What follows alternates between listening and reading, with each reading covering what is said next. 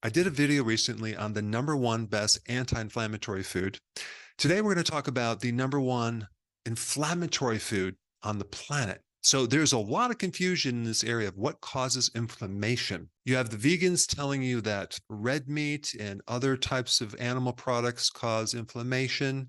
And then you have the carnivores over here saying it's the fiber that's causing inflammation. So they get rid of all the fiber and the plants and all their inflammation goes away. So this is really confusing the public. Like, what do you do? There's many plants and herbs that have natural anti-inflammatories, right? Turmeric and milk thistle and stinging nettle root and many other plants have anti-inflammatories.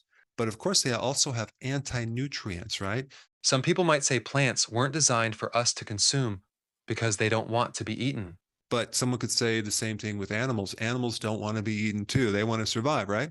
So there's this big battle on this fiber, right? Fiber. Is it good? Is it bad? Should we consume more of it? I know personally for me, when I started getting rid of the grain fibers and start consuming more protein, especially for breakfast, a lot of my inflammation And went away. but I also consume a lot of plants and doesn't create inflammation in my gut. So why is it that some people do well on more meat and maybe other people might do better on plants? Now I'm going to cover this topic in the relationship to inflammation because you have people that have autoimmune diseases and nearly all the autoimmune diseases start in your gut. You also have a lot of people who have allergies to milk, nuts, eggs, gluten. Now, there's two really interesting things I want to just mention right off the bat. There are basically two things that we can't digest. Humans cannot digest fiber. Okay, it's non-digestible. We don't have the enzymes to digest fiber.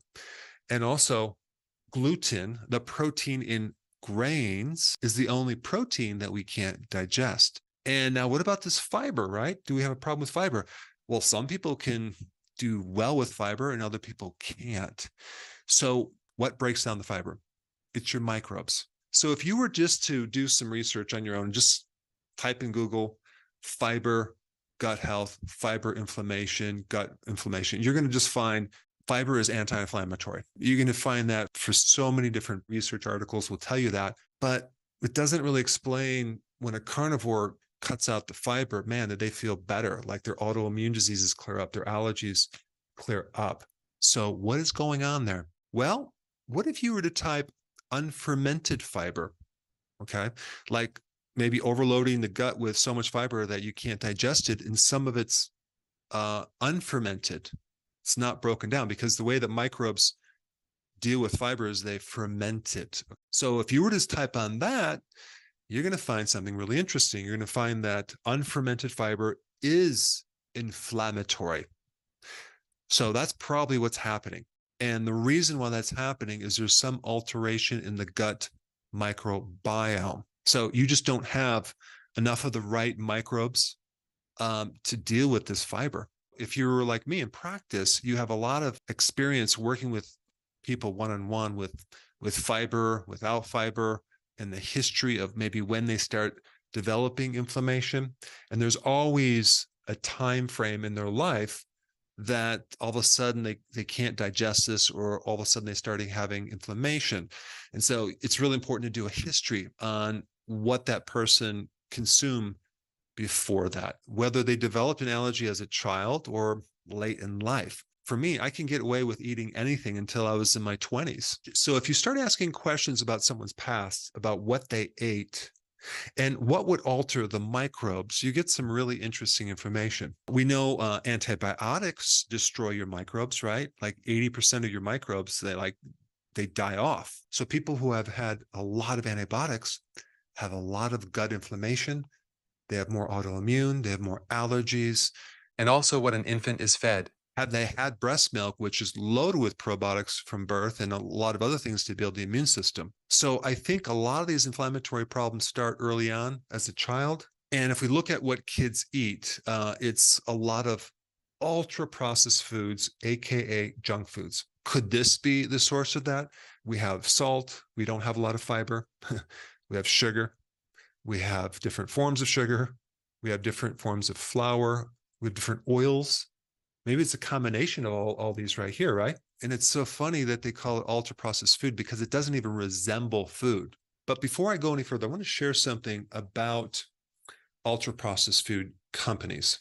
This is a little short story, but I wanted to tell you a little bit about the tobacco industry. These companies got to a point where there was just too much mounting evidence that proves that smoking is bad for you. In December 1953, the CEOs from five tobacco companies met together at a hotel, and they came up with a strategy to counter this. They formed the Tobacco Industry Research Committee to control the science, and they focused on creating doubt. They said as long as doubt and controversy prevailed, the industry could fight off regulations because it is the best means of competing with a body of facts. that exist in the general public. It is also the means of establishing a controversy. But what's even more interesting, between 1988 and 2001, certain tobacco companies owned Kraft, General Foods, and Nabisco. So apparently a lot of the ultra-processed food companies adopted some of these tactics as well. I mean, if you even look at the time frame between the 80s and now, I mean, obesity has tripled. Kids are developing diabetes. There's conflict of interest with the scientific academies and advisory committees that form our food pyramid. There was an investigation in 2002 into the dietitian organization and found that they were investing in stocks in Nestle, Pepsi Cola, Johnson & Johnson. So there's a lot of conflict of interest. But the ultra-processed food companies have created a lot of doubt and uncertainty into the public. They blame the individual, not the food. They attack the scientists who speak out. They emphasize and promote physical activity over the diet. They deny the existence of harmful foods, saying there's no bad food, it's just bad choices. And they have an endless call for we need more research because it's inconclusive. So in other words, there's a lot of corruption in this area of ultra-processed food. And one thing that's very interesting about ultra-processed food is that there's a high level of glyphosate. It's in the corn, it's in the soy, it's in the cottonseed oil, canola oils. It's in the wheat products. It's sprayed on the wheat. Did you know that glyphosate is also classified and even patented as an antibiotic? Glyphosate inhibits lactobacillus and bifidobacteria, two main strains of gut bacteria.